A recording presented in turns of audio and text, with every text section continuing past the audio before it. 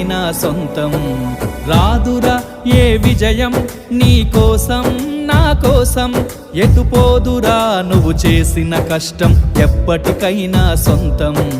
కాలంతో పయనించేవాడికి కానిది ఏముంది, సాధనతోనే సాధ్యమవ్వునని సదాశయంతో సాగర ముందుకు. రాదురా ఏ విజయం నీ కోసం నా కోసం, ఎటుపోదురా నువ్వు చేసిన కష్టం ఎప్పటికైనా సొంతం.